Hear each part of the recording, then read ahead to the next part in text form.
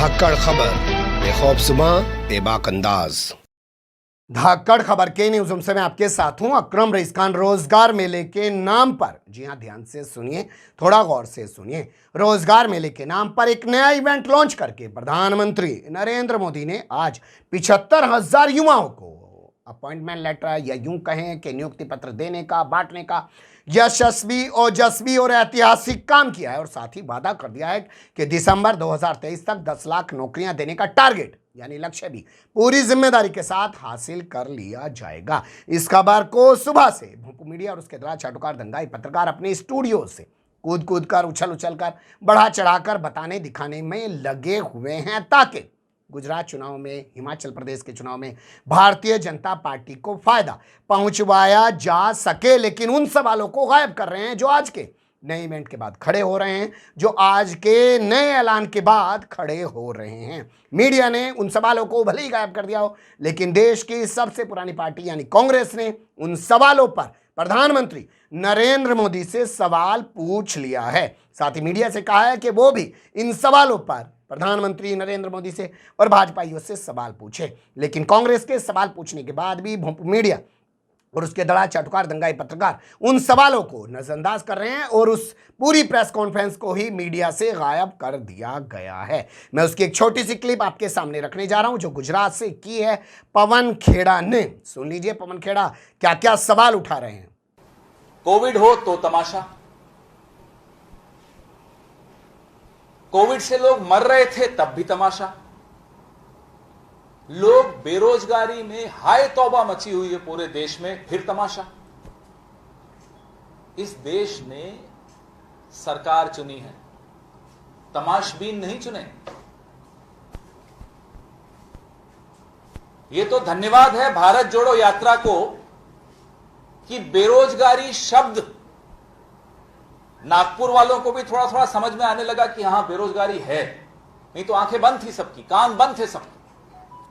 और प्रधानमंत्री जी को भी समझ में आया कि बेरोजगारी वाकई एक मुद्दा है। इतना बड़ा मेला, कितनी नौकरियां? 75,000। वादा क्या किया था?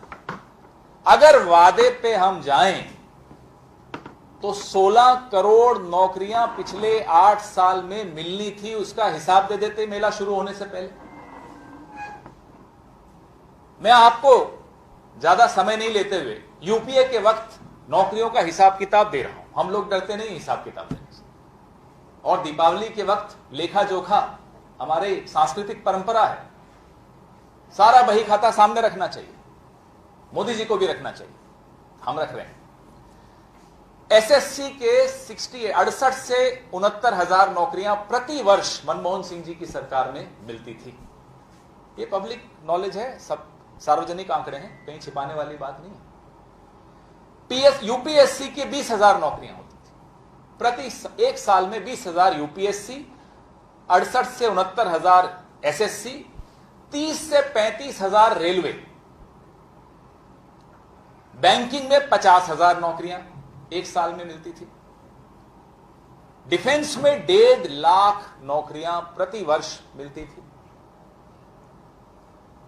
अभी इसी जून 2022 को मोदी जी के 4 मंत्री, वैसे मोदी जी के मंत्री सुबह से शाम तक कुछ करते नहीं है, सिर्फ राहुल गांधी पर नजर रखते हैं कि भाई वो कहां गए, क्या बोला, और उनको जवाब देना, उन पे हमला बोलना, और कोई काम नहीं है मोदी जी के कैबिनेट का।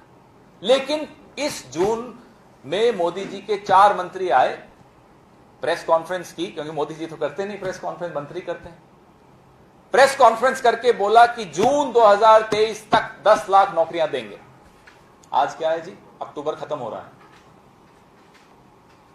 6 से 7 महीने बचे हैं इस वादे में। आज मोदी जी ने भाषण में कह दिया दिसंबर 2023 तक 10 लाख नौकरी, वो भी समय आगे बढ़ा दिया। धीरे धीरे 2025 तक ले जाएंगे बात को, तब वो नहीं रहेंगे प्रधानमंत्री, लेकिन फिर भी ये हिसाब तो दीजिए। ये 75,000 नौकरियां देकर, मेला लगाकर, और ये नौकरियों के बारे में भी बता दूं आपको, इन सबका रिजल्ट कब आया साहब? हम पूछते हैं। क्यों बच्चों की जिंदगी के साथ खिलवाड़ करते हो? रिजल्ट 3 महीने पहले आया, 4 महीने पहले आया, 6 महीने पहले आया, आपने रोक लिया। कि चुनाव आए गुजरात में और हिमाचल में और फिर मेला करें और तमाशा करें और बोले दिल्ली लीजिए, नौकरी ले लीजिए। वो बच्चे जो इंतजार कर रहे हैं, उनकी पूरी जीवन के निर्णय इस अपॉइंटमेंट लेटर पर आधारित होते हैं।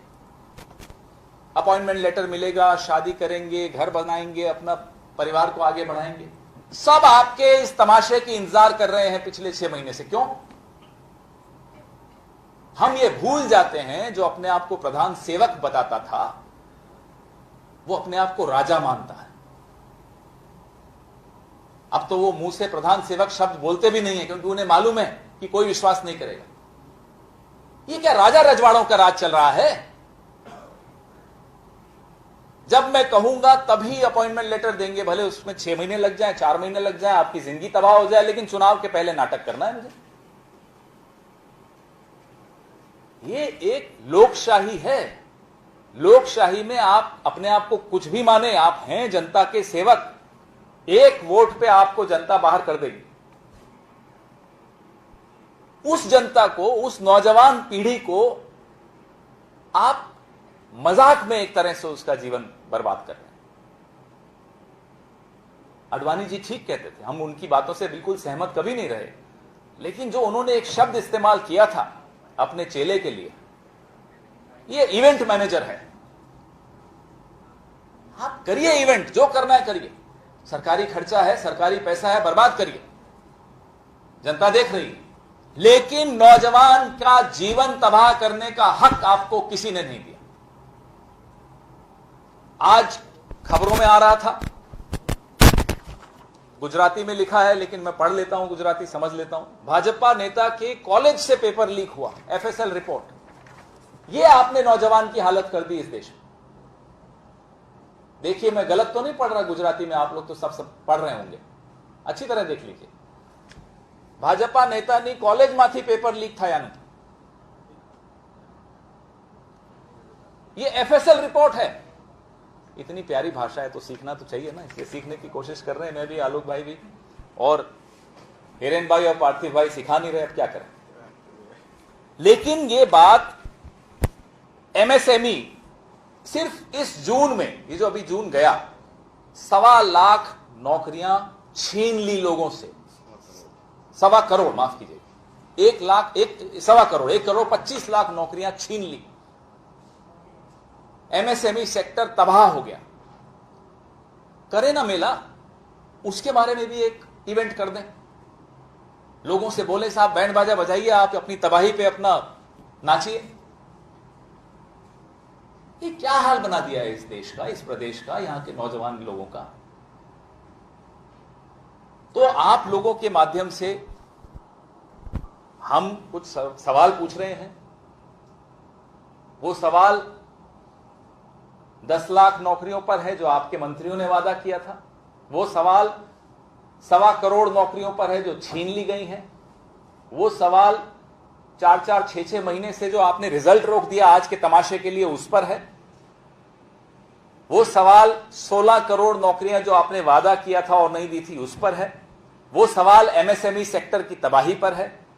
ये तमाम सवाल का हिसाब किताब दीपावली पर आपको बही खाता खोलना होगा, सबके सामने रखना होगा। सुन लिया आपने पवन खेड़ा को। पवन खेड़ा ने कहा कि ये 6 महीने से लोग इंतजार कर रहे थे, इनको 75,000 नियुक्तियां पत्र नहीं बांटे जा रहे थे, अपॉइंटमेंट लेटर नहीं बांटे जा रहे थे। ये गुजरात चुनाव के चलते इकट्ठा किया जा रहा था, इन लोगों को 6 महीने से परेशान किया जा रहा था। और दावा तो किया था जून 2022 में कि जून 2023 तक 10 लाख लोगों को नौकरी दे देंगे, लेकिन अभी 5 महीने में सिर्फ 75,000 लोगों को नौकरी दे पाए हैं, यानी हर महीने 15,000 ही नौकरियां दे पा रहे हैं। आगे बचा हुआ 1 साल है, अगर उसके हिसाब से जोड़ लें कि हर महीने 15,000 नौकरी देंगे तो भी 1,80,000 नौकरियां बैठती हैं। 10 लाख का टारगेट तो तब भी पूरा नहीं होता है।